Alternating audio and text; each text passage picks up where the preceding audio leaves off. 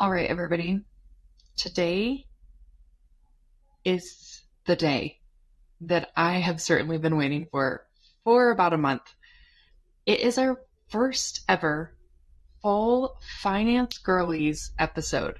And obviously, every episode is a Finance Girly episode because that's who we are and what we do. But today, I invited Allison Ferguson and Megan Wall, who are both out there running their own finance companies and helping other small business owners in their own ways to join us on the podcast today so that we could talk through all the horror stories that we've seen, all of the industry stuff that's going on, and truly just get a chance to yap together. And it is such a good time. We talk about all the things. It is a long episode because we just couldn't stop talking. So buckle in, maybe get a drink. And if you're curious what it feels like to be a finance girly and what we talk about on a regular basis, you came to the right place. Would love to know after you finish the episode what you thought, because gosh, after 2 hours, I still just didn't feel like it was enough. And so thinking about making this a series. So to all my listeners, shoot me a DM, comment and leave us a review, whatever you want to do. I would love to hear from you. Should we make this a series? Should we have more finance girlies on the pod? And tell me all your thoughts. But for now, sit down, relax, and enjoy as I introduce you to two of my most favorite people who I love with my whole heart, Allison and Megan.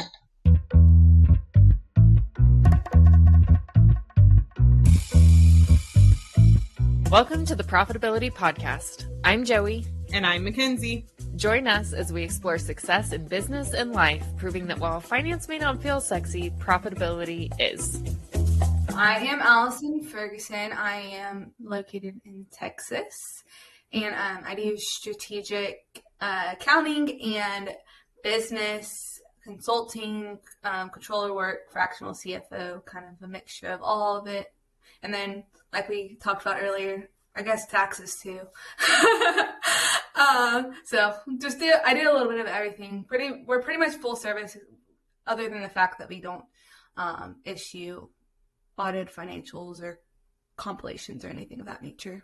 But and then I believe that I specialize in strategic accounting, as well as offering tax advice. A majority of my public accounting, so I guess I should mention that I was in public accounting for 7.5 years, so got out of that real quick as fast as I could.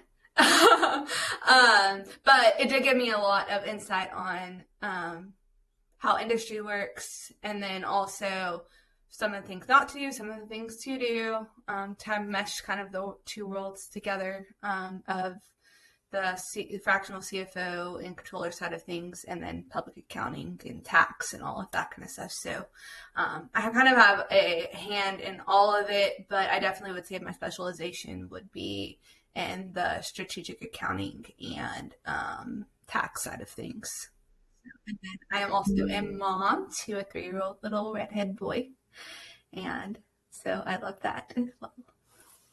Okay, is 7.5 years like a short amount of time to be in public accounting? Because I feel like they kind of churn because it's so intense. For our age, it's actually a pretty long time. People in probably 25 to 40, they range from about 2 to 3 years, just because to sit for your CPA exam, you have to have a year. Then a lot of firms will offer, if you get your CPA, then you'll have to stay on for another year. And so they do their sentence and then they shag. Especially in my area, we have a lot of oil industry. And so oil industry accounting is very lucrative. And you have way more of a life, and so people get out of public accounting very quickly in my area. Cool, thank you. Megan, we'll pass it over to you. Tell us about you.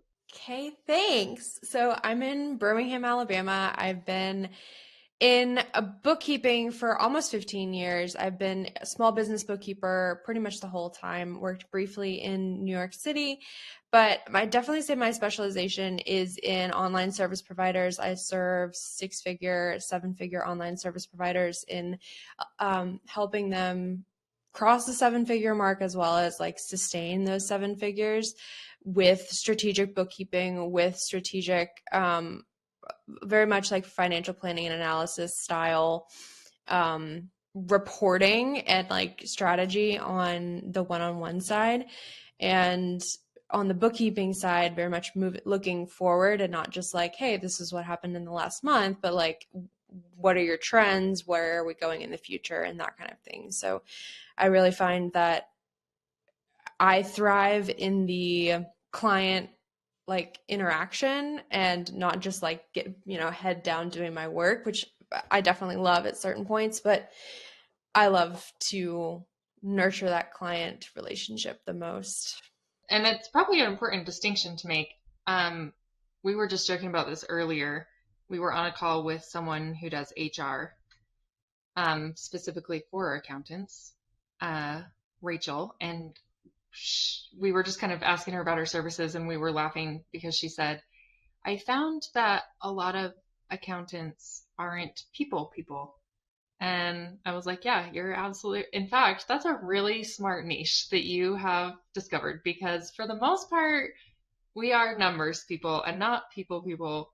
But like, it is funny how maybe it's a girl thing, maybe it's a generational thing. I don't know, but it seems like the finance professionals that I typically work with or get to know, like you guys, are definitely more people than the old school, like CPA vision that we have, like that box that we put them in. We're a little more chatty. My mom mentioned the other day, I thought this is kind of funny. She was like, finance girls are different than finance boys or like typical CPAs just because they're like mom and dad. Like with the dad, you're gonna have all your needs like met. You're gonna be like fed, but you might not have like the nurturing side of things, always. Just depending on personality, obviously, but I can definitely see that. And when I started the Hot Girl CFO, it was meant to be an agency. So we were going to have, everyone was going to have a CFO, a tax person, and a bookkeeper. And so when I started doing the interviews for like the team members that I wanted to bring on, people was like really important to me because I wanted each of the clients to know each of their service providers as well. So like having the people skills to like carry a conversation and carry the client through a P&L or a reports package was extremely important to me. And so like not just like you can't just have the skill to like run a P&L and send an email and say this is what it looks like. You have to be able to also carry the client through the conversation of what does this even mean and like what am I looking at? Not to mention like breaking it down, um, and not using the accountant terminology. That's something I really struggle with. Is I just slip into using the technical terms, and then I have to remember like people don't actually know this. That's one of the areas that I have to really like. Not everyone knows exactly what a balance sheet is and what it does, and so I can't just throw out the term balance sheet. I have to kind of define things. Um, but I agree. Like you think of, and there's a stigma for a reason. Like I know these people, and I've run into them, kind of these old school CPAs that are not people. And they are very talented at filing tax returns and tax strategy. But people don't love working with them. They don't enjoy going to meet with their CPA because they're not people. I found that using the industry terminology and trusting that your client has the intelligence to like understand those terms and like not dumbing things down, but like also holding the space for like, okay, they might not understand the term. So like using the term and then defining the term, but not being like, listen, you're too stupid to understand what I'm saying, so let me dumb everything down. So I think there's a balance for sure.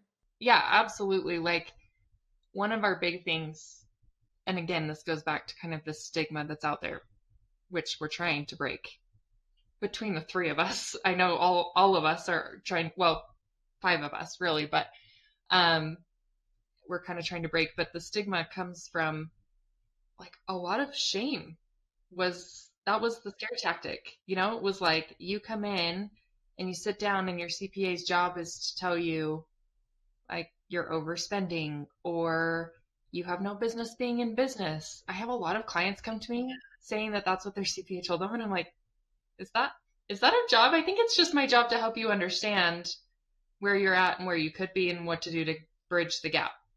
Not that you're too dumb or incapable of bridging the gap. So yeah, I agree. Like the balance of let's make this understandable and painless and easy and maybe even enjoyable, dare I say, What a enjoyable. concept. But I know. Who could ever enjoy their finances? But they can't, like, we can, um, without the shame and the guilt of, "Ugh, what do you mean you don't understand what a balance sheet is? Like, if you don't know, I will tell you, I'll teach you." Yeah. And being a money coach for over 5 years really taught me that like you have to come at it from a place of care and like understanding and the patience to explain things, because there's too many of the opposite people out there that are going to shame the client, and I think there are too few of us who are going to really take the time to like be like to carry the client and hold them through that process. I would say part of being an accountant is being able to hold somebody accountable, but that doesn't mean that that needs to come with shame. Like your accountability partner, it needs to be somebody that understands where your issues are, but they can help you develop steps and an actionable plan to make sure that those things do not hold you back from profitability, from good tax planning, from expanding your business.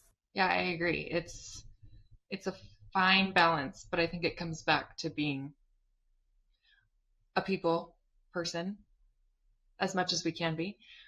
But I also think like, you know, we're all in small business. Becca and Kenzie have been a part of this before it was the profitability project. They've seen all of the ugly, you know, of trying to grow a business and all the struggles. And I think that just gives us a little bit of um, empathy because I might understand finance, but I never understood marketing when I first started. And so when I have people that are helping me with marketing, like, yeah, I need them and I expect them to help me.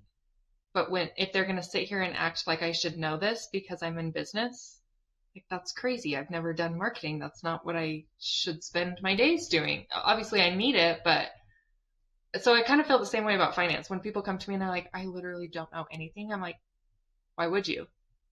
You have stuff that you are in charge of. This is what we should be in charge of. So I don't know. I don't know how they survived so long shaming people. I guess it's a need. Death and taxes. That's all we've got, right? But I feel like also that stigma though has cost people a lot of money because then they're afraid to ask their accountant for good advice because they're shamed about whenever they do make financial decisions that are not poor, but they don't feel like their accountant is accessible or knows their thought processes, their business even. Like a lot of times, like I can honestly say from in public accounting, I have done so many tax returns, so many financial statements, and I knew nothing about their business because it was handed to me from someone higher up just to get it out the door. And that's a lot of the issue, is that there is overcommitment a lot of times. And so with overcommitment comes poor customer service, which is like the people kind of side of things. But then that also means that there's money lost, there's business opportunities lost, there's a lot of strife that happens that's not necessary. And I think, Joey, don't you have on your website too, like, are you tired of using your dad's accountant or something like that? Um, I think it falls under like that old fashioned, like, you feel like you just have to follow suit and go with what's always been done. And it's like, regardless of how your accountant has made you feel in the past, you feel like you have to stick with them because they already know the business. Like, it's so hard to train new bookkeeper or new accountant or whatever it is on your business. And yeah, I think people get into like complacency mode. Well, I mean, business owners have a million things to do. So like, prioritizing bringing on a new bookkeeper that's not going to shame them every time they spend their money is like, not, I don't know. It's like, I don't ever shame anybody for putting that kind of stuff on the back burner, because training new team and like even putting in the effort of like finding somebody who you feel like you jive with on social media is work in itself. And like, especially people in the higher up, like 7-figure marks who have multiple businesses, like they're not spending time just scrolling social media looking for a new bookkeeper or accountant. Like, it's just not a priority. Well, and finance is the ugly stepchild a little bit. I think not always, but no one wants to look at a P&L, Like, it sounds boring, it sounds stale, it sounds gross, but then at the end of the day, we're all here to make money. So like, why that's disconnected, I will never understand. But yeah, it's like no one really wants to look. Plus money comes with a lot of emotions, good or bad. And so I think it makes people really emotional, anxious, scared, like when it's not easy and it's not abundant, it can be really easy to be like, if I avoid this, then I don't have to look, and it can get like, I see that Well, a yeah, if you lot. don't look, it's not real. It's not confronting if you don't look at it. So, Which is fake, by the way. Actually looking at it is how you take control of it, but that's just my opinion. My favorite thing that I hear way too often is, well, I have $100,000 in the bank right now. Okay, but how much of that are you going to have to pay out by the end of the month? The anxiety that I get on people's behalf, and I totally understand, I totally do, but we've had a client recently come to us to actually, that they were just like, I've never ever looked, and they're like 20 years in, and they're just like, I get anxious at night when the night before payroll, and luckily for me, it's worked out, and there's always cash there, but there's been days where it's gotten down to a handful of dollars, and I haven't filed taxes for years, so I'm stressed that the IRS is going to show up one day. And I'm like, I love that it's worked out for you. I really do. However, it can work out for you, and you cannot be stressed about payroll coming up. Like, imagine that world. Oh, and also, after payroll comes out, it could be more than a handful of dollars. Bye. yeah, I spoke to this woman who like fell into her line of work, and she was like, yeah, I just had been making hella money over the last 18 months and like literally made like $3 million in a matter of like from zero to like 3 million in like 18 months. And she was like, and also I haven't filed taxes in longer than that, but like more like 3 or 4 years. And I was like, I get it. Like, you were busy making money. Like, like it's one of those things where you just kind of fall into like the habits of business because there's so, I mean, like, as you were just talking about, like, marketing, running a business is so much more than like doing the thing that the service or whatever it is that you do. It's a million and a half other things. So it's like, I would never be like, I can't believe you haven't even thought about your bookkeeping, da da da da. Like, that would never, you would never catch me doing that. Like, it just, and my most recent client is actually a bookkeeper, like bookkeeper and tax person. Like, she has a whole firm and she hasn't done her taxes since 2022. She hasn't cleaned up her bookkeeping since 2022. And honestly, it's like one of the worst files I've ever seen.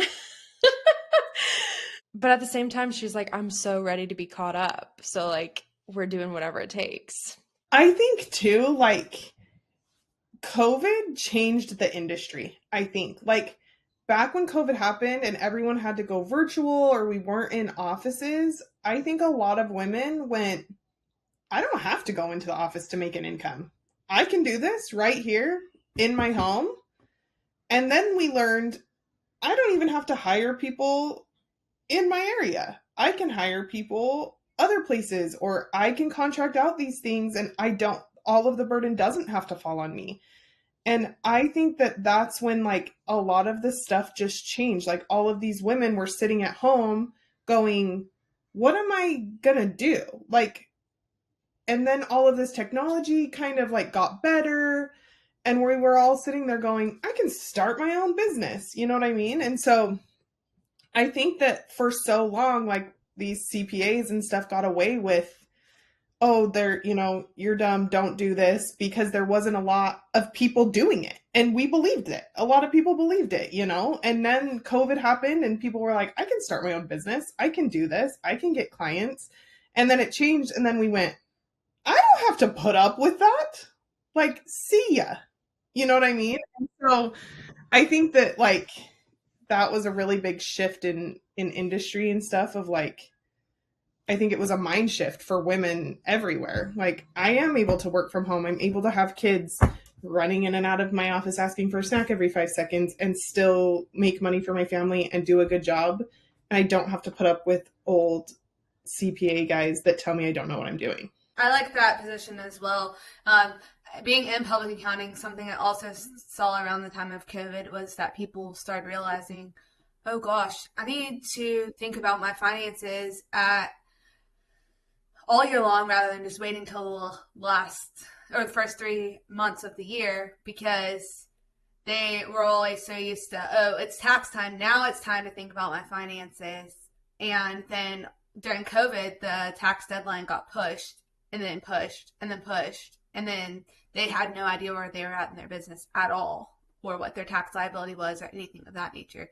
So that also brought a shift in people as well. Like, even being in public accounting. So I was in public accounting till 23, but I even saw a shift in industry from whenever I started till after that, of people caring a lot more about their finances and looking to us to pour into them a little bit more. And then that's where I was seeing a need not being met as well for the first time. I also had more experience at that point. I understood a little bit better all of that kind of stuff. So that it could have been a need that was needed before. I was just at a higher level within my firms at that point. So I was seeing it a little bit more in my face than I ever was before. But I definitely noticed that shift as well.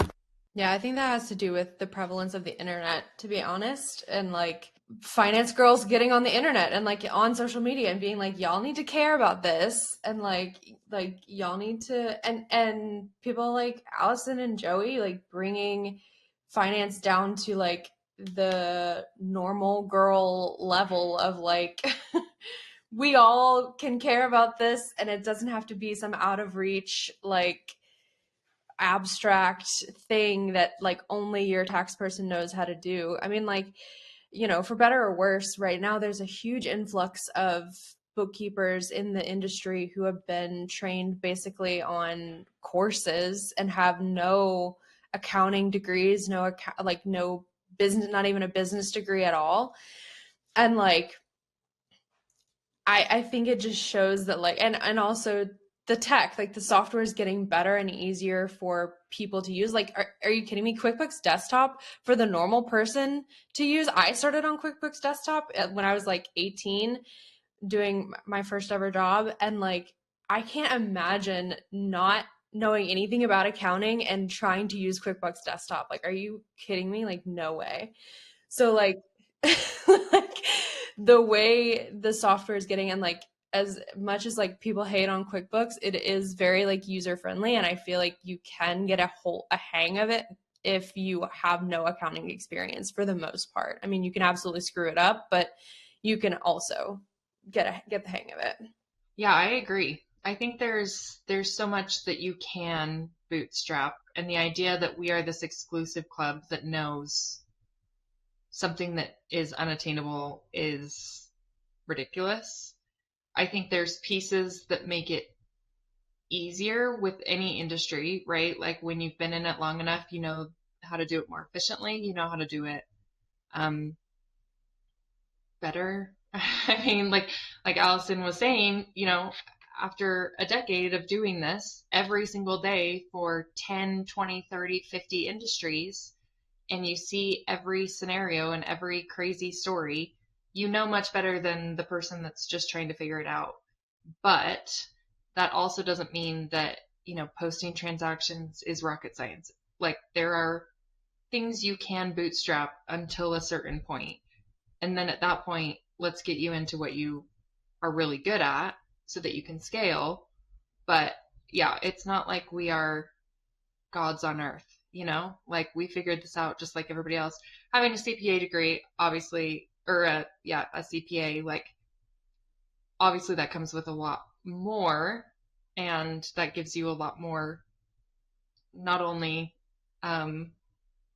skill, but like legally you have more things that you can do that the average person cannot. But yeah, there's so much, and with the boom of small business over COVID, like we've just all had to figure out what can we bootstrap and what can we not. And then when we can't bootstrap it, we need an affordable, easy, painless solution, whether it's finance, marketing, operations, HR, like you name it. There's got to be that like middle ground. And accounting really never saw that before. Like obviously small businesses had their CPA, but they didn't have, you know, an accessible, affordable way to have a controller in their space on a day-to-day basis. And now they do. So let's give it to them, you know, like let's go talk about that. So definitely really fun. Megan, I feel like we actually didn't finish your introduction after all that. You mentioned your experience and kind of what you do now, but like I need you to talk about Hot Girl CFO because it's one of my favorite things on the internet.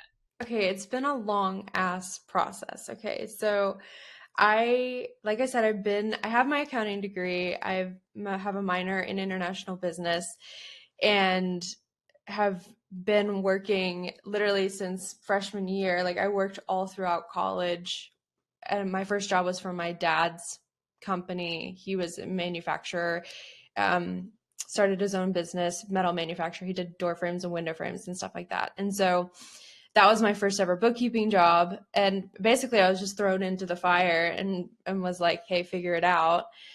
And so from there, like I started, once I got fired from the job in Manhattan, me and that job did not get along, which was fine. But I was there for a little over a year and got fired. And me and Daniel ended up having a conversation of like, okay, where do we go from here?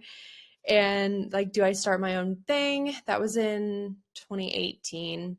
And I started my own thing. So I started Sacred Numbers as a bookkeeping business, and then ended up having a terrible breakup with a client, like terrible. Like we had gotten super, super close. And like, I'm talking like hours on the phone together, talking about her money situation. And like, I was doing a bunch of like pretty much pro bono bookkeeping because she was like way behind on all of her invoices. And then one day she just like locked me out of QuickBooks, stopped responding to my emails, didn't pay any of her remaining invoices, never heard from her again. For all I know, she could be not alive anymore. I really don't know. But that like ruined me for the rest of my bookkeeping clients. So like within the month, I referred everybody out, was like, I am no longer doing this. So I went full-time like money and business coaching and was like, this is safe. Like I don't have to take responsibility for anyone's business. I'm not responsible for like doing any bookkeeping. I just tell people what to do. And if they don't do it, then fine. It doesn't affect me at all. So I did that for 5 years and then started working with another CPA who had a bunch of bookkeeping that needed to be done for her clients. I also was working with another fractional CFO and was managing her bookkeepers as well as doing a little bit of bookkeeping for her clients. And I actually created a series of posts on my Instagram talking about this experience, but it's only on my close friends list. But both of those partnerships burned in flames within like 2 weeks of each other. And so I was like, well, okay, what do I do now? And I had started the Hot Girl CFO like just a couple weeks before it, but like didn't really know what I wanted to do with it. And yeah, so the rest is history, I guess. But like the Hot Girl CFO started off as an agency. The CPA that I was working with was very threatened by that. She was like, we can't work together if you're doing that. Like, this is a competing agency. Like, and we had very different demographics. Like, she was working with the spicy industry, with the adult industry, which I love working with. And that's like my people. But my target demographic was much more of like small business owners, coaches, like marketing agencies, those types of like more vanilla businesses. And so I shut down the agency. I shut down the Hot Girl CFO for her so that we could continue working together. And then like I realized that I could continue doing the fractional CFO, just fractional CFO through the Hot Girl CFO, because she did not do any fractional CFO. She only did bookkeeping and tax and told me many times, like, I will never do CFO. And so I was like, cool, I can do this on my own and do my own thing. Like I'd had my own business the whole time I was working with her.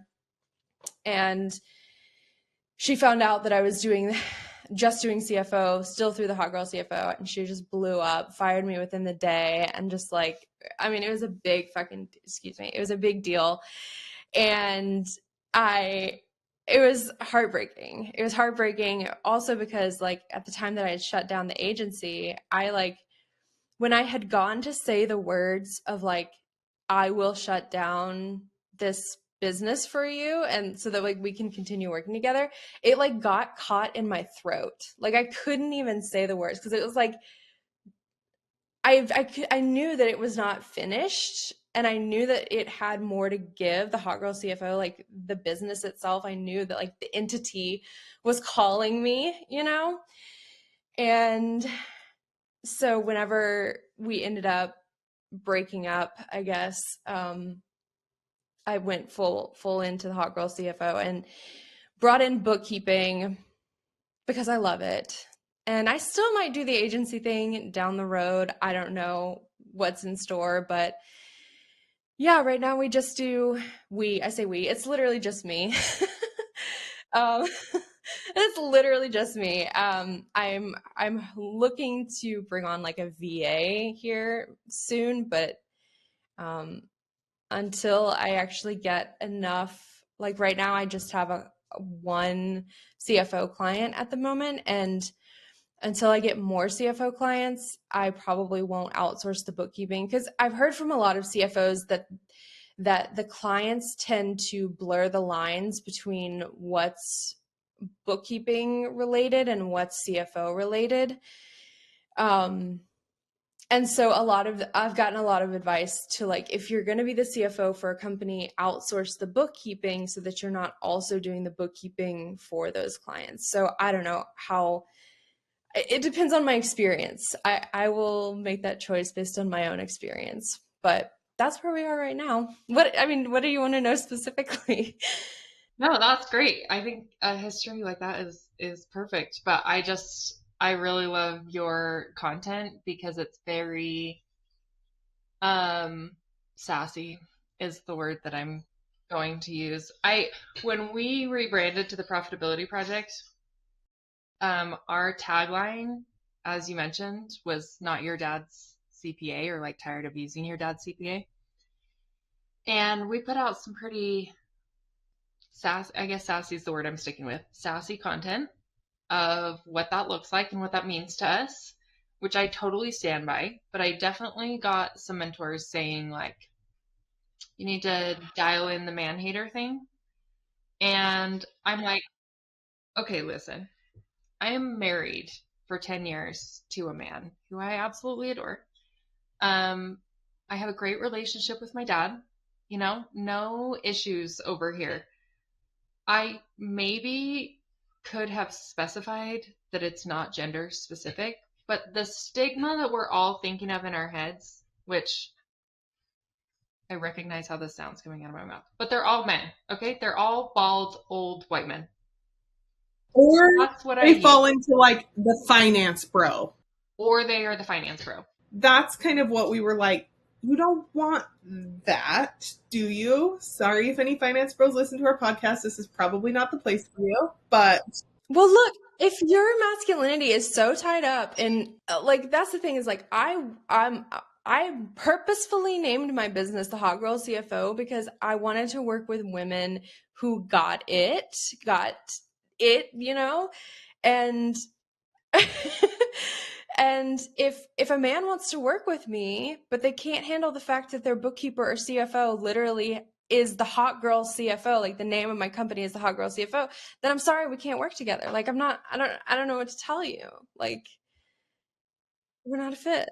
The reality is, I'm not a man hater. In fact, most people that know me would consider me to be very conservative, extremely conservative. But I'm like, that it's true. I'm sorry. And like, I know I'm making a generalization, and it's not all men. There are women in finance who suck too. Okay, like, I don't discriminate on who I hate in finance. Okay, but yeah, I got told to dial it back, and for a few months we did. And I guess we've kind of shifted a little bit from 100% sassy content to like sprinkling it in there. And so when I saw your account and you say things online that's like, I don't know, I don't have a good example off the top of my head, but when you put that sassy content out on a regular basis, I'm just like, oh, thank you. Like, we needed this. Do I come Thank off you as a for man validating. hater? I really hope I don't. No, it's more just like sassy is the wrong word. I'm not coming up with a great word, but I like, feel like it's more, this is who I am.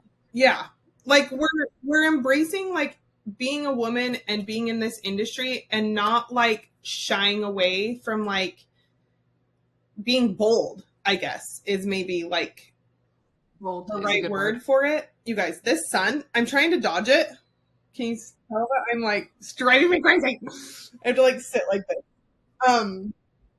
But I think that it's like we just got to this point too with like our social media where we're like, why are we trying to like be quiet and not hurt other like finance bros feelings? Like if they can't be comfortable in what they're doing and the services they're providing and they're like offended by me, then they can block me. You know what I mean? Like it just got to a point where it's like, no, I'm going to own what I do. I'm going to own that I'm good at what I do. And I don't care if that offends someone. But they're fine mansplaining to us, so why can't we? They're fine doing it to women, so why can't we do it? Literally, our entire education was a giant decade-long mansplain of what's happening, but it's fine. Some of it was useful. It's fine. I should backpedal a little bit and say that it's not actually the man hater thing or like the feminist thing. It's more the fact that it's bold and it's very much like Yeah, it's just very you. Like, I know enough about you just by looking at your content to kind of gauge your personality. And I love that we're kind of ditching this whole like stuffy suit and tie accounting industry. There is a level of professionalism required because the data that we work with is sensitive. And I want to be totally clear that I'm not over here like 100% casual, but my brand can also be fun and feel like a version of me. And we can say things like, break up with your accountant and come hang out with us instead. Like, I love just the casual nature of it. It doesn't have to be this exclusive club, like you said. So, Well, and I think too, like when you put things out there that are like a little more bold or like you, it makes finance seem a lot less scary. So, and it makes you more approachable. So it makes people want to come to you and be like, wait, teach me about this. Like, tell me about finance. I don't know what I'm doing. And it's not this like scary stigma. Whereas like sometimes it's like you don't want to approach people because they're in finance and they're, people are going to be like, like they're scary, they're going to tell me that I'm a terrible business owner. And but when you put out, like when we put out the content that we all put out, it's way more approachable and it seems like, oh my gosh, I can do this. Like this is something that I'm able to do and talk to, and I'm not going to go in there and look like an idiot like I would with some of these other people. That's all, like the buttoned up, very professional, which I think we're all very professional, but like it just seems it makes us a little more approachable, I feel like. I've spent years breaking down, especially being in the finance industry and like having my business online, like redefining what does it mean to be professional to me? Because like I mean, y'all know, like I cuss in my content, like I talk about like a lot of things that normal finance people don't talk about, and like family stuff. I mean, my family hates the fact that I run my business the way I do, and like we've had issues there. But like, I have had people come to me and be like, I've worked with so many bookkeepers, like people, like service providers who work with bookkeepers, like marketing agencies or like sales professionals specifically. My friend Alyssa is who I'm thinking about. And she's like, you're the only person that I would consider doing business with as far as like hiring me as her bookkeeper because of the personality that I put out and just like the way that like nobody is differentiated. If you look at 100 bookkeepers' Instagram accounts, they're all going to look the same. They're all going to be talking about the same things. And not only that, like when I started the Hot Girl CFO, I wanted it to be literally corset and a blazer. Like that's what I wanted the vibe to be, like a corset with a blazer. That's what I wore to my first like in-person event as the Hot Girl CFO. I wore a corset with my bright orange suit over top it. And like for me, I can't do it any other way. Like I can't, it's like a peeling the layers away of like every time I learn something new about myself, it's like I have to kind of test it with my business, like test it online with like, okay, is this something that I need to integrate into my brand? Because I feel like the Hot Girl CFO is so much more than just like a small business doing business online.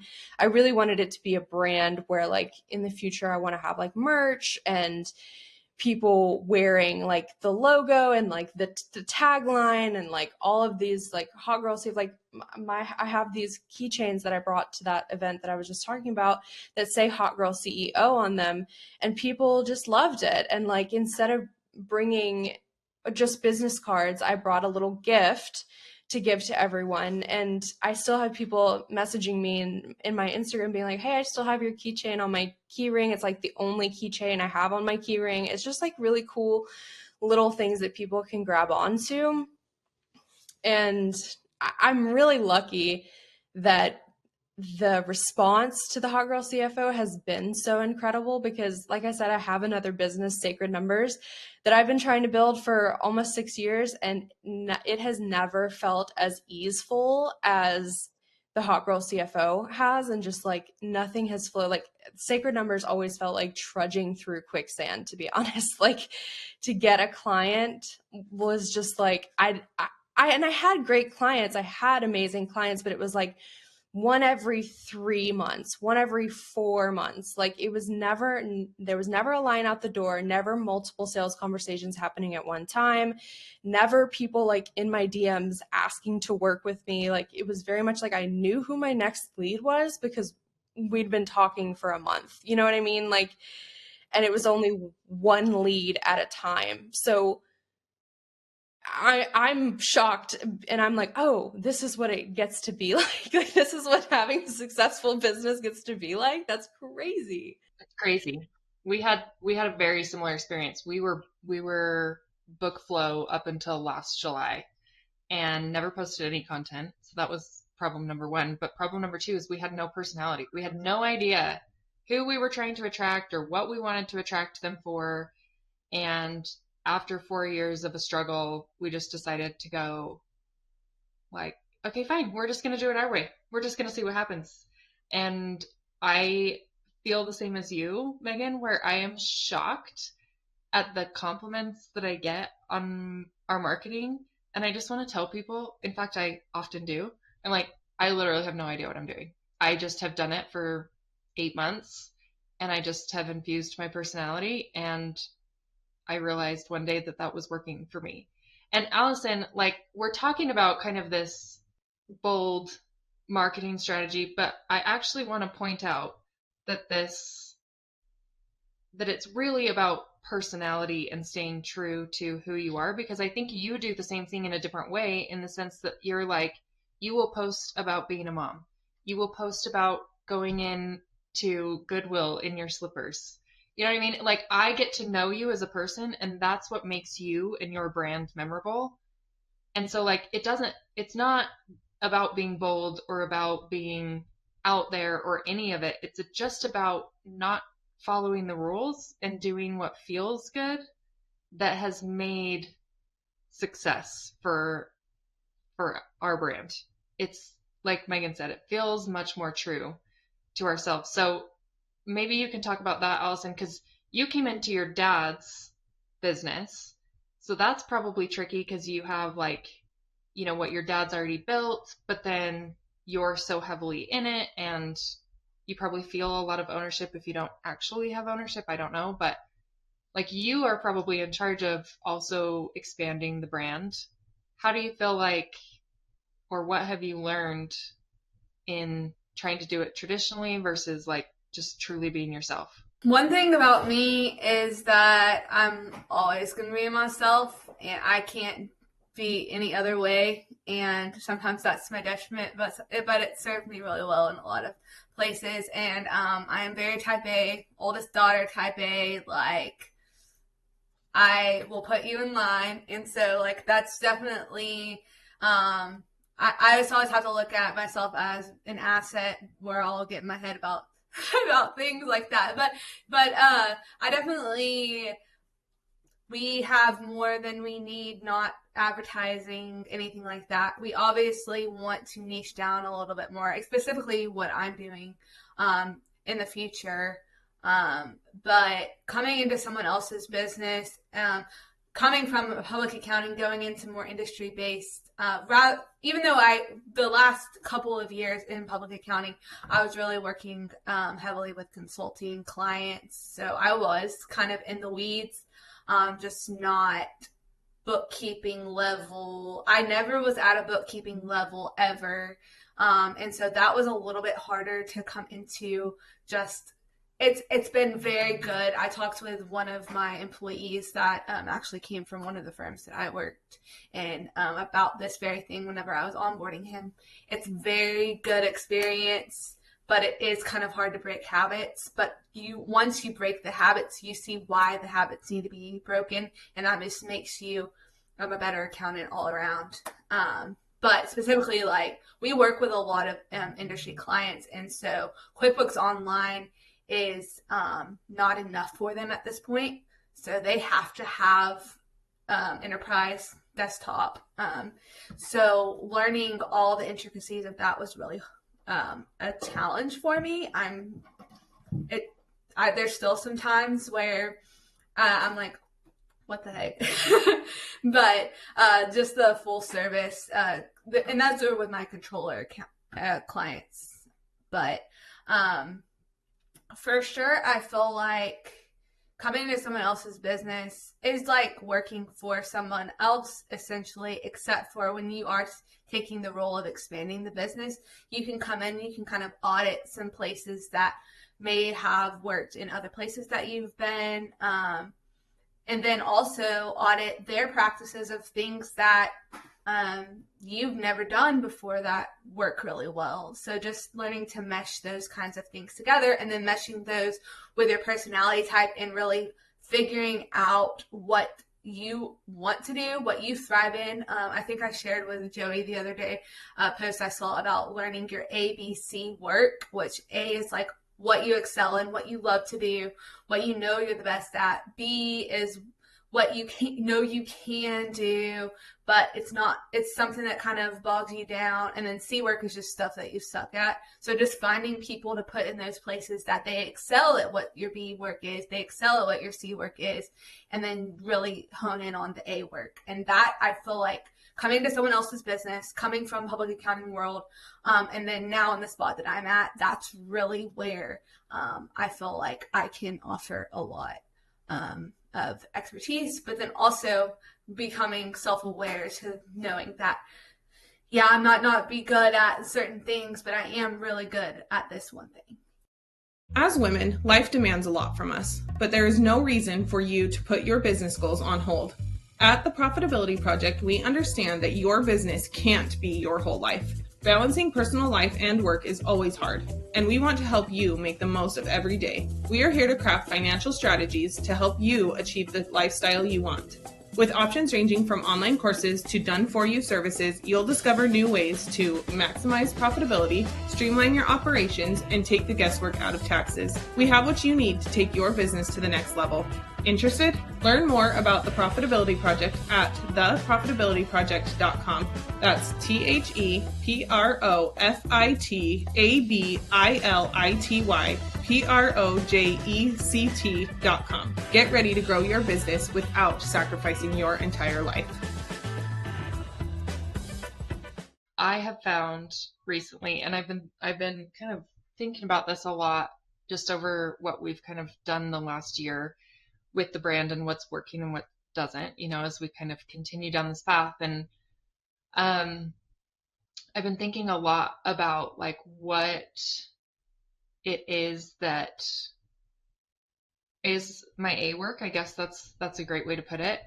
And I find it very funny that what makes me really good at my job used to be the things that I was super afraid of sharing with people, or that I felt made me an imposter in this space, or whatever it might be, right? Like I would kind of downplay those things because I was like, oh, well, I didn't go public accounting or whatever. And I would try not to share that. And now the more I get around other finance professionals that did go public accounting, I'm like, so happy you exist. Super happy that you are servicing the people that you should be servicing, because there is a need for that.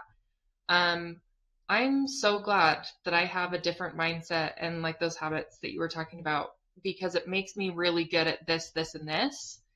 And all of a sudden I was like, why am I not shouting this from the rooftops? I should be telling everybody, like, if you are this person and you fit this description, I am actually the right person for you, and you don't want that because I can do this, this, and this.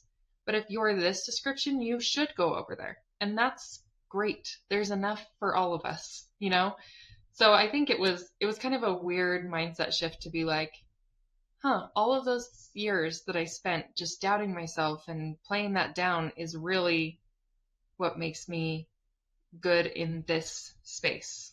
And I like this space and I want to be in this space. And so anyways, I agree. That also speaks to what y'all were talking about earlier about truly wanting to service the client, getting to know the client, all of that kind of stuff.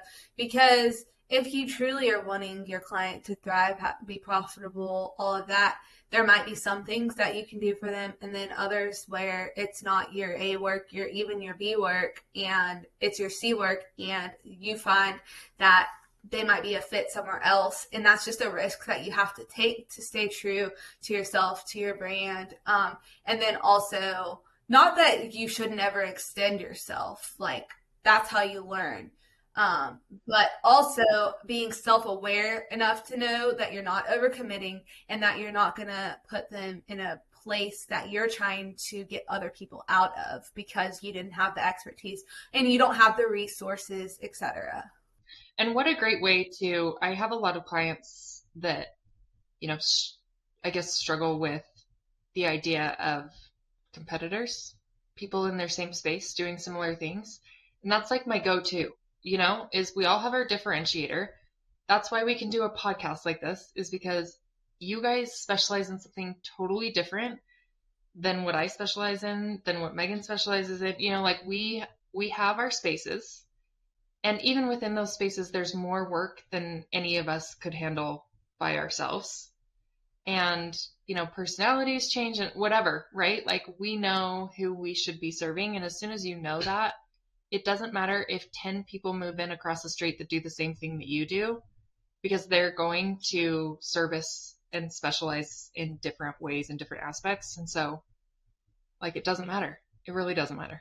100%. And I love meeting other financial professionals that feel the same way, because, and Joey, I know you just joined Numbers Corner with Megan.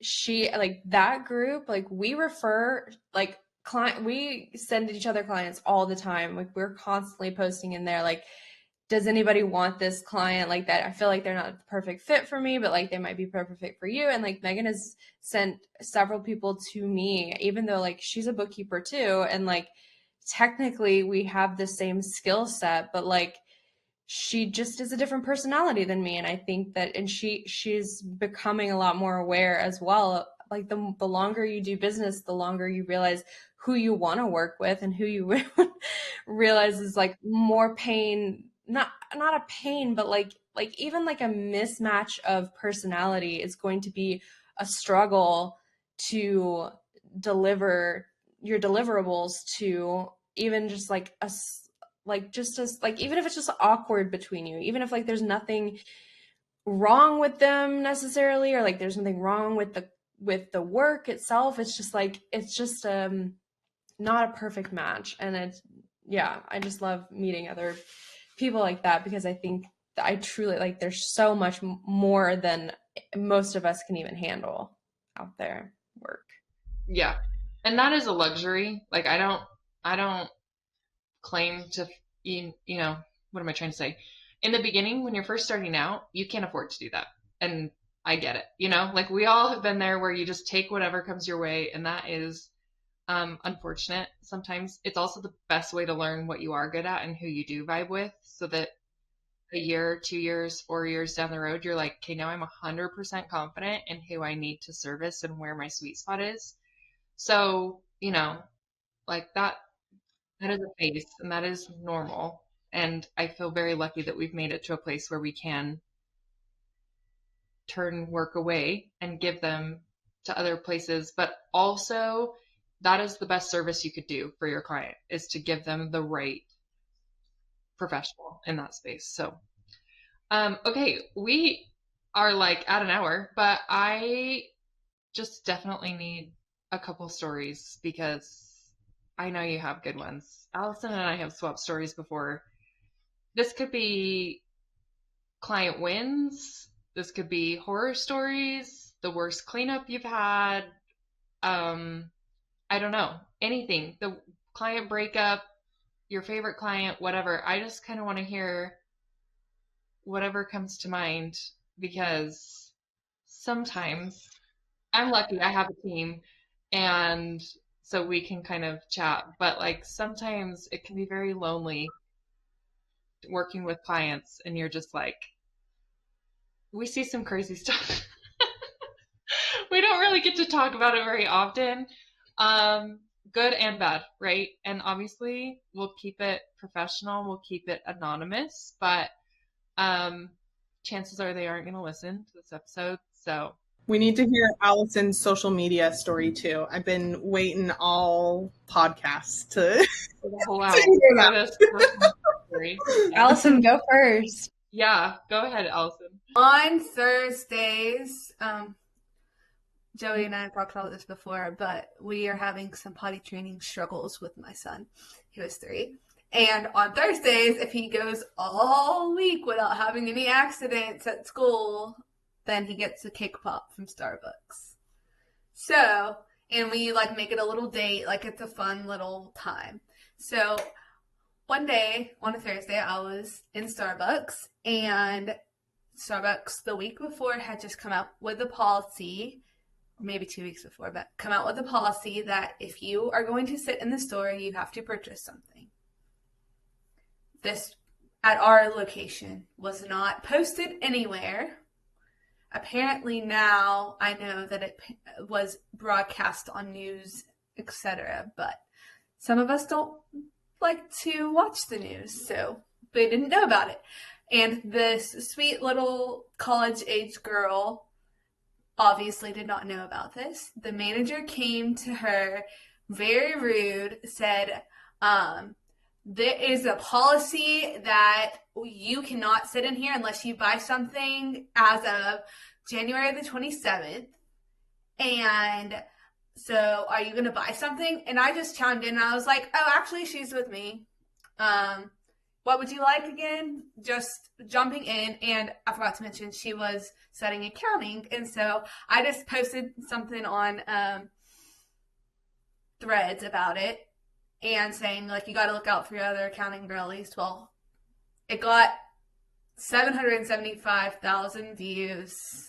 Let me look at the exact stats. I haven't even looked in a while, but I didn't even realize. I saw that post. I didn't even realize how much it popped off. let me tell you the exact stats of it. Yeah, 775,000 views, 900.8K likes, 334 comments, 82 reposts, and then 16 sends to other people. So, anyways, the first like 500 views, like the first couple hundred comments were all like super, super nice. And then like 2 days later, there was like another influx of people that all started coming at me saying that I was enabling this person, like how dare they sit in a coffee shop without buying stuff. Like, it was just crazy. But yeah, I started getting a lot of haters and people trying to add me on Instagram and sending me hate messages, and had to block a lot of people. And then about a week later, finally, like, the traction stopped on it. But it was wild. Okay, it's Starbucks. I think they'll be okay if one person decides to sit in the cafe and not order something. Also, you offered to buy something for her. Yes. So, like, it's fine. It's not that big of a deal. And then they started, like, this was like a week later, the last post. And I was like, God, please let this stop. They started saying that I was teaching my child how to take advantage of. My favorite was the comments that were like, get off your high horse, like you have a savior complex, blah, blah, blah. I'm like, if you've been an accounting girly, you know we need someone to stand up for us sometimes, okay? So, like, everyone chill. It's fine. And also, I was proud of myself for actually having the gumption to do that, because usually I would just sit in the background and be like, I'm so sorry. Or yeah, think about it like a couple hours later and be like, I should have said something. Like, that would be me. I would be like, I wouldn't have thought to do it in the moment. I would have been like a day later and be like, oh man, I should have done something.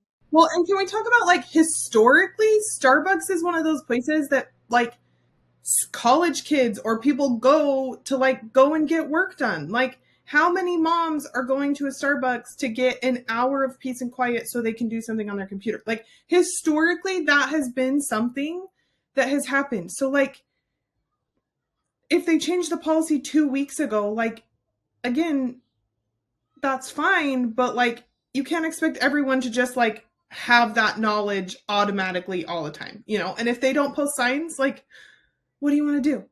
that's crazy. The way that like the internet works sometimes and the way that people like twist things, I'm like, this is crazy. Crazy. And the way that they're not Starbucks employees. Right, like When they're like not standing up for at Starbucks. Starbucks. Yes, like Freaking let's internet go trolls. lynch this girl for something that doesn't even affect my life.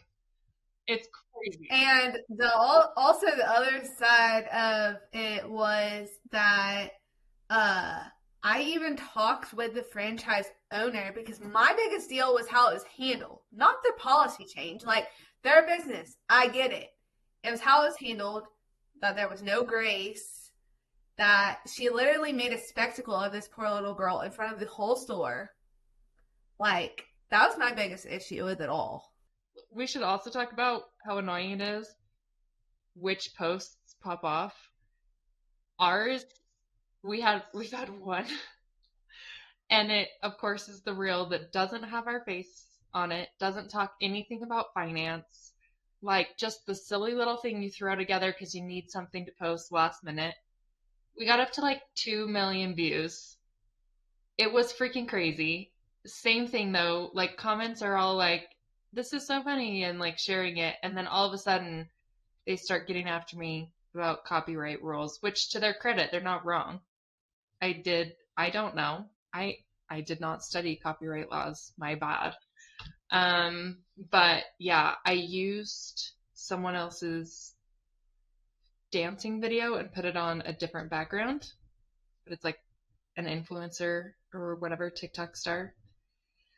And then the comments started getting nasty. They're like, if you're gonna use her, you might as well tag her, whatever. I'm like, okay, sorry. And so I went back and tagged her. She doesn't even get on Instagram. She never even, it doesn't matter. Anyways, it's super annoying that like I put my heart and soul into so much content and then this stupid freaking reel that doesn't even matter is the thing that pops off. So annoying. The thing about Threads, though, is if you do have something pop off, then all of your stuff starts popping off. So Good to know. Haven't made it that far yet. it's not that way on Instagram, but it is that way on Threads. Like I have pretty good traction on all of my stuff on Threads. It doesn't really translate over to like followers or anything of that nature, but you do get a lot more views and likes and comments and all of that kind of stuff. I've had a few posts on Threads do really well. Nothing that like went bad. Like everything was, I've always had a very, very positive experience with Threads. But I guess, I mean, my story will be about social media too, because just since I started the Hot Girl CFO, I've had so many problems with the name. They've like flagged it as like naughty, like it will like warn people when they want to follow me that like it's naughty. And then I've gotten taken down twice for fraud and like deception and like not be like actually providing the services that I say that I provide. And not only that, like a pop-up when one of my friends sent me this screenshot, she was like, I clicked on your link in your bio and this thing popped up that said that like I should be careful because I don't provide the services that I say that I provide. And I'm like, what the heck? I've had so many issues with it. And then this whole thing, so today I was dealing with Amex and them declining my Amex payments. Do y'all use Anchor for your proposals and contracts? Have you heard of it anyway? We've heard of it. We don't use it, but one of our clients uses it, so we're in it. Yeah, so it's just a like contract like payment processor. So I have had an issue with them from the very beginning where my Amex payments will get declined no matter, like multiple clients have tried it, but then like sometimes they'll go through and sometimes they won't. And I think it has to do with like the hot girl. I think it's like they're flagging it as like naughty, and like it's driving me crazy, dude. And I don't know how to fix it. So actually today I was on the phone with Amex trying to fix. So I had to apply for a merchant services account directly with Amex instead of going through like the Stripe, like third party merchant services account or whatever. So anyway, we're trying to fix it, and that's what I'm dealing with right now. Because of that freaking accountant trend that went around TikTok like forever. Yes. You know what? That's what it probably is. Oh my God, I didn't even think about that. So that's the thing, is that like the second time my account got disabled was right after I posted break up with your bookkeeper, I'm bored on Threads. So husband thinks that somebody's actually like reporting me, or like you can't say that, and like, you know, flagging, like reporting me or whatever, and like targeting me. So anyway, if that's the case, I mean, it goes back to like competition in the industry, and also like being just like true to yourself and like all this kind of stuff. Because like a lot of the bookkeepers I know will send into our groups and be like, did you see this post from I think one of them was from like, I think it was Bench or Collective, Oh, yes. that was like break up with your accountant, or break up with your CPA or something, or dump your accountant. And they like very much were not okay with that, and just like, we're like, this leaves a bad taste in my mouth. And I was like, well, I definitely posted something like exactly like that. Oh, we for sure posted that on Valentine's Day. Yeah, we were like, break up with your finance bro. So I think somebody's reporting me, or I may just never get the Hot Girl CFO off the ground because I'm being flagged for being an accountant. yeah, which is so funny because we are so like accounting, that's the industry we chose. Like, what, you could not have picked two opposite ends of the spectrum for like, I wonder, this is me as a business consultant talking, but I wonder if you trademarked it, if you'd have a different. I've submitted a trademark application.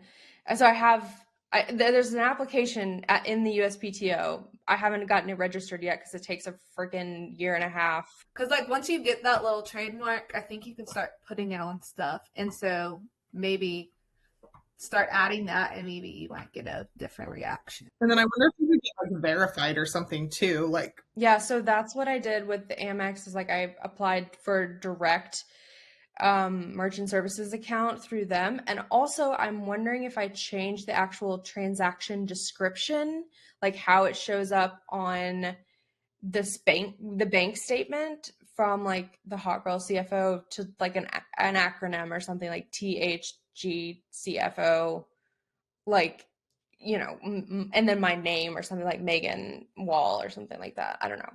We'll see. I'm trying to figure it out. And also, I mean, obviously you're a bookkeeper, so you're gonna make sure your books are good, but you might get flagged for an audit uh, because I mean, I've always been in public accounting, so I've done lots and lots of helping people with audit stuff. But anytime that things start getting flagged by Amex, by Chase, especially credit card, and even your bank, then that's when the IRS starts looking at you. So just make sure you have all your stuff in order. But that's also another reason why I would say go ahead and like start trademarking, because like obviously the very first thing that they're gonna ask you is like where this name came from, what it is, like making sure that it's not a front for something else. I'm sorry, it's not funny, but it's just because of that stupid trend on TikTok that like that's why I feel like that's why you're having such a hard time, because everyone was like, "Ooh, I'm an accountant," and you know. That's so good to know, Allison. I will definitely be, I mean, my books are up to date as of right now, but like I need to like make sure that I'm like on it always, and like Keep everything for 6 years. Everything. Because they could come back at the beginning of your business. Because I've seen it. Well, it's not because of the name type of thing. It's because of actual needing for there to be audits. But if they start seeing lots and lots of transactions with names that they've flagged as sketchy, and it could even be like, could have been that the company that this person was, or these people I said it's happened multiple times. We're using, they underwent an audit, so then they underwent an audit, that kind of stuff too. But especially with things being more digital and easier to search and AI and all of that kind of stuff, things are getting flagged a lot more. I had someone tell me they did research on me via ChatGPT today, and I don't know how to feel about that. Only because, like, part of me is like, I have fully replaced Google with ChatGPT. Like, I will chat every conscious thought that goes through my head. Do not get me wrong. Like, I love ChatGPT. I was born in the right generation. But like to Google research somebody via ChatGPT, I'm like, I kind of want to go like ask Chat about myself. In an incognito. I am right now. There you go. That's a good idea. I'm like, what does the internet pull up?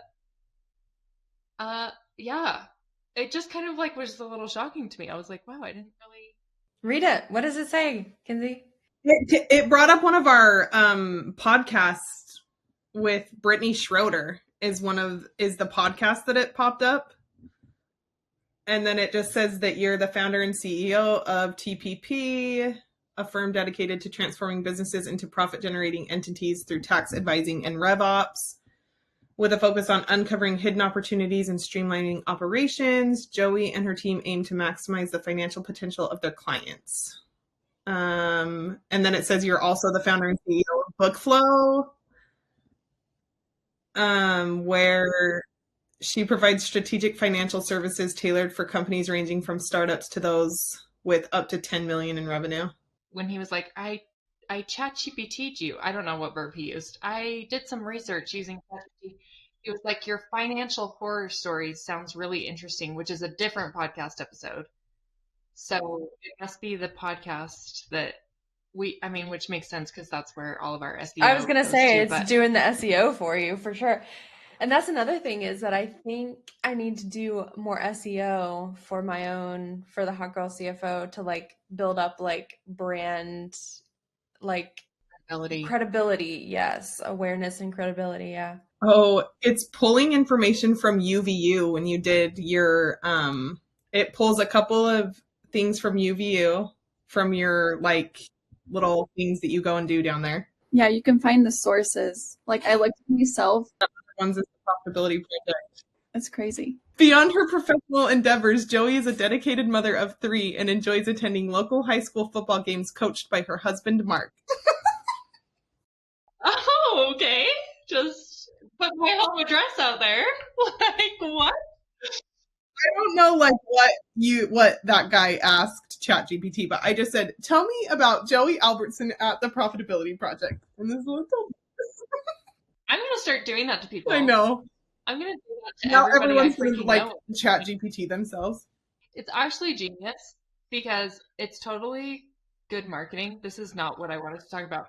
It's great marketing though, because it's like, it makes it look like you actually did extensive research and you do get to know them more than like just searching their website real quick. So it's kind of genius, but it brought up not even my own face. Who is this person? What? I know. The pictures of me are... I'm not even going to do mine because I don't want to know. I would rather stay in the dark at this point in my life. I'm doing it. I mean, it got my bio correct, but the picture is not. What other, let's do one more, like client story or I don't know, anything that worth sharing. Do you guys have any good stories for us? I probably should have warned you before the podcast that I would be asking you. Ooh, I did get straight to your website, Megan. I feel like I have so many stories. I need a direction of where to go. It took me to the hotgirlcfo.com. Oh, nice. Because it didn't even bring that up when in my search, it brings up Sacred Numbers, my other business. It doesn't bring up the hotgirlcfo.com. I'm dying at not your daddy's crusty dusty accountant. That is the best thing I have ever heard in my whole life. Well, I really want to trademark it, but like I've seen a lot of bookkeepers, like I searched it on Google to like see who else was using it, and I've seen a lot of bookkeepers and accountants use the same kind of like not your daddy's or not your mama's, whatever, not your granddaddy's, whatever. So I don't know how successful that trademark would be. I have so many stories. She was saying one more story or something. I said I have so many stories that I would probably need a direction to go. Kenzie, you actually can't escape your ChatGPT. I shared it with you because I think it's hilarious. I don't want to read it. It's cute, but your kids' names are included, so maybe that's my bad. Is that on our website somewhere? Oh, it must be. No, I don't think their names are on our website. But that does feel like a bio that I wrote for you. Oh, I think it's on our Instagram. It's our intersection posts that were on Instagram for sure. Oh, my kids' names are on there too.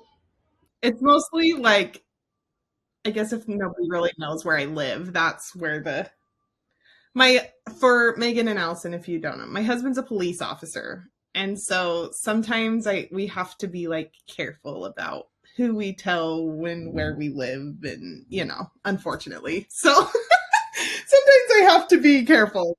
How specific would be too specific? Just out of curiosity. Like if my address came up, maybe okay. 100% says Washington State. Washington State is honestly like, as far as if they looked hard enough at my Instagram, they would probably figure it out. But my mom grew up in Washington State. Okay, direction for stories. I kind of have a soft spot for the horror stories just because it makes me feel like, and I also think it makes other small business owners feel like we really have seen it all. We're kind of like OBGYNs in the sense that like when you go to deliver a baby or like get checked, you're like, I'm so sorry. And they're like, seriously, I've seen it all. Like, stop stressing. Stop. Like, that's how I feel when people are like, I'm so sorry. It's so bad. I'm like, it's not. So I feel like sharing those horror stories helps small business owners. I truly rejoice in messy books. Like, it is so fun for me. I'm trying to think. I haven't had any really bad ones recently, except for this most recent bookkeeper / tax client.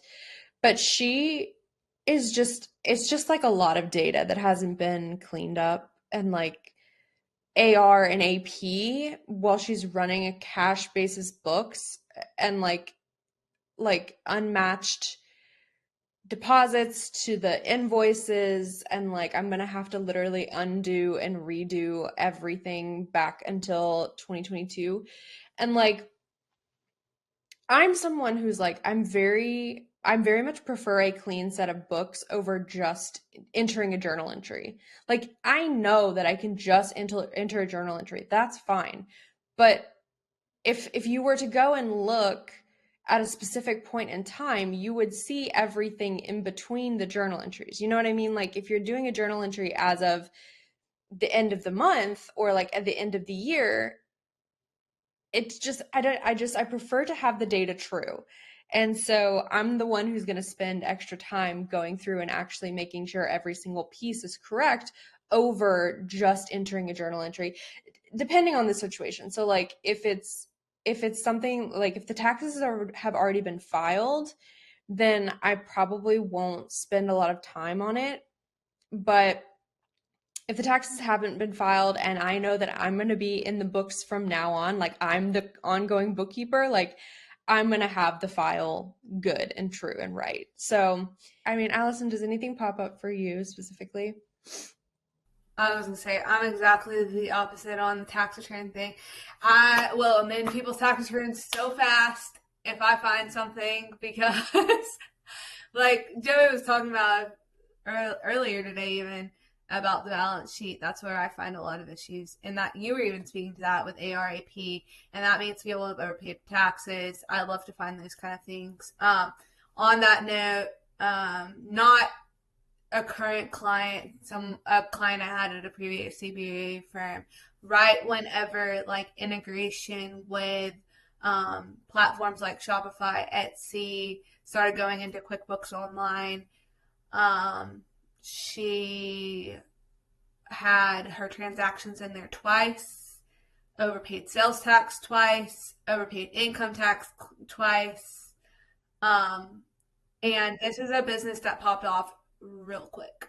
And so hundreds of thousands of dollars That makes me nauseous. came to us at tax time, obviously. But this had been going on for a couple of years before she came to us. So, yeah, that's definitely a horror story because that meant not only amending tax returns, that meant amending sales tax returns, which y'all are not in Texas, but the Texas comptroller is way scarier than the IRS. Like, if you want, I would rather 100 times go through an audit with IRS than Texas comptroller. First of all, because Texas comptroller knows what the heck they're talking about. And they're just really scary. They want everything. They want to know other states that you're in. They want to know if they possibly could have Nexus. They want to know your inventory levels. Like, it's wild. And so with a product-based business, it was absolutely horrendous. This is why I specialize in service providers. Like Nexus, like sales tax, inventory, like no, thank you. And actually, the story that I was going to share was about a Texas med spa that I literally just got on the case of. I got on the case. I just, got on the case. Forensic accounting. Yeah, exactly. Which is a field that I definitely wanted to go into at one point. But anyway, she does like tattooing, like brow tattoos, like permanent makeup, like the lip shading, that they do nowadays. And then she also does lashes and stuff like that.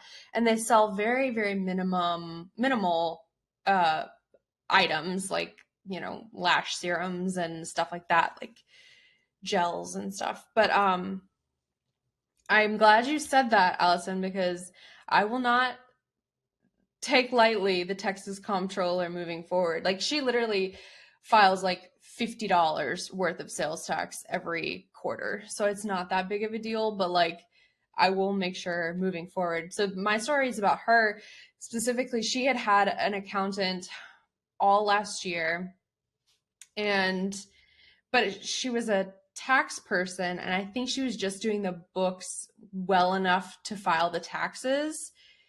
And so I came in and I see like none of the income had been reported, like the actual income. It's all just net, like with the fees taken out.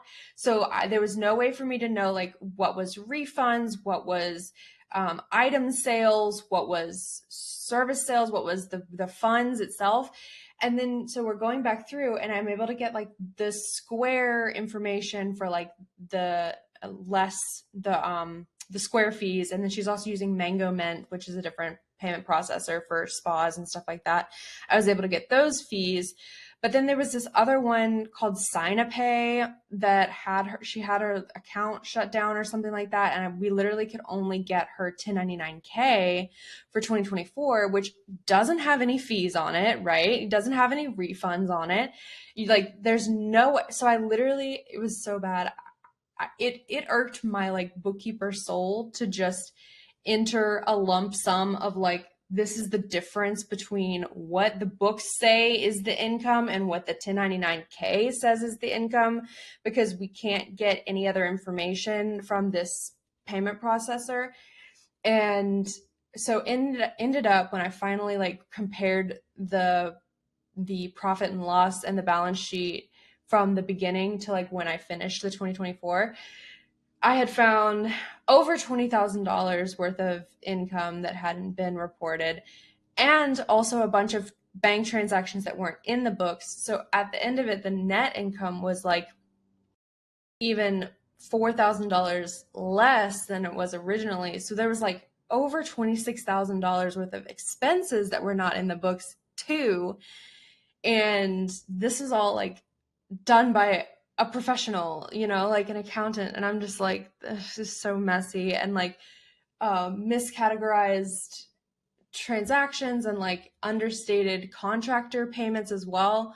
And I was talking to the client and I was like, hey, I think the 1099s that y'all filed for these contractors are incorrect, because like, and I didn't even have copies of the 1099s. I was just telling her I think they probably are, because I found miscategorized contractor payments in the books. And she was like, well, I didn't actually go off the QuickBooks numbers. I literally went through all the different payment methods we used, like Zelle, PayPal, the actual bank records to find the total. So I was like, okay, so they're probably right then. But if you had gone off the QuickBooks numbers, they would have been completely incorrect. So we would have had to file amendments for those. But yeah, is it amendment or yeah, an amendment for 1099? Just the Corrected. Yeah. Yeah. So that was that. That was my most recent fiasco. That is tragic. It's so sad. And this is what I've learned really honestly recently. In fact, like called Allison after I got this comment back and I was like, am I crazy? Like, this sounds crazy to me. Am I crazy? Allison's like, no, but he's not either. Anyways, we get a lot of clients who come from CPA firms and they have not reconciled the balance sheet. And I didn't realize how many finance professionals are truly just about the compliance. So if the industry standard or the law says you have to do this at this point, they will only do it at that point, specifically the balance sheet reconciliation. And that is the most backwards thinking. I understand why they said that, but we kind of pushed back on them like, hey, they submitted some financial statements to the clients. And I was like, this doesn't look right. Like, do you reconcile the balance sheet? And he was like, well, we don't have to. And I'm like, you're not wrong, but shouldn't you? Like, if it means your P&L is wrong, are you joking? And so that's when I called Allison. I was like, you gotta be kidding me. She's like, no, that's normal. It's not right. It's not big picture thinking, but it's normal and it's sad. It's because it's not big a difference. Yeah, you especially see it. You especially see it in books of someone that was a Schedule C and then they went to an S corp. You see it a lot in those because obviously you don't have to have any kind of balance sheet for compliance purposes. And then also even like I told Joey, you see it a lot for smaller businesses that have less than the threshold as well for having to report the balance sheet. But we could get into all of I'm learning more and more about S corps lately. I feel like an inordinate amount of LLCs became S corps in the last couple years. Like people just electing S corps just because they're like, oh, tax savings. And I'm like, girl, you barely make $75,000 total in a year. Like, how are you affording the extra fees for like?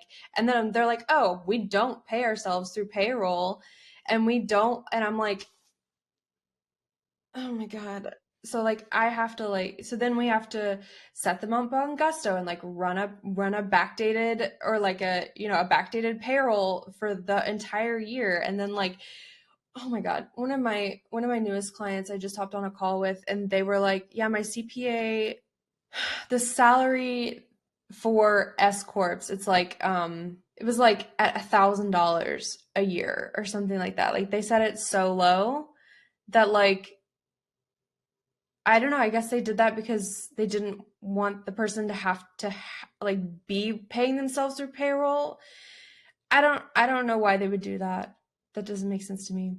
But I also don't have the tax piece. So I'm not a tax, like I have no tax experience whatsoever, like none of that. So I love to rant about those things. So if you ever have any questions, you can always me. I will, because I really want to learn more about sales tax specifically and like deepen my knowledge on Nexus and sales tax and S corps even, because I just learned that things like home office deductions for S corps have to be like a reimbursement from the company and not like a direct deduction or something like that. I don't know. I have questions about that. Same thing with health insurance. Yes. Yeah. Same thing with health insurance. And this new client was like deducting their health insurance and also deducting their entire rent payment, which was like $900. I was like, wait, you're not just deducting a percentage, like a portion? Is that normal for S corps or is that wrong? There's also, to not get off on a tangent, but there's also new gap requirements that make you, if you are renting from yourself, you have to put the rent liability and amortize it and all of that kind of stuff as well for financial reporting purposes. That's not a tax thing, but it is a tax thing because then, especially if you're accrual to cash basis. Yeah, we just had a client that we like set him up. I can't even remember when we signed him, but we like set him up and they were like, oh no, we've just been doing owner's draws. Like we're an LLC. And then come to find out, like at the end of the year, they were like, oh, JK, we're an S corp. And so we had to like go back and like rerun payrolls for the whole year. And yeah, it was so fun. There are so many. I mean, I think what we're going to have to do, you guys, is just make this a series because we could chat about this forever. And I think it's actually good, like education to know what to avoid. And hopefully, I mean, we'll see what those small business owners say. But I always say this podcast is more for me than anybody else. It's just fun for me. So I think we're going to have you guys back because we are now at an hour and a half and I've kept you way too long. Actually, we've been on the call for 2 hours. So we're going to wrap it up. Thank you both for taking the time. This has been so much fun. We're just going to have you back and get some more stories out of you. But we will put all of your details in the show notes. So if you guys want to go follow Allison, go follow Megan, please do. Their content is just amazing and you will learn so much. And as always, if you have any questions for our team or their teams, feel free to reach out. We can connect you with them or, help answer any questions that we need to. So, thanks guys. Thanks for being here. Thank you, Joey. Yeah, literally any questions that anybody has, just shoot them my way and I'm happy to answer them. So fun. So fun. Love a good voice memo. Love a good rant. Yeah, we will be doing this again. So.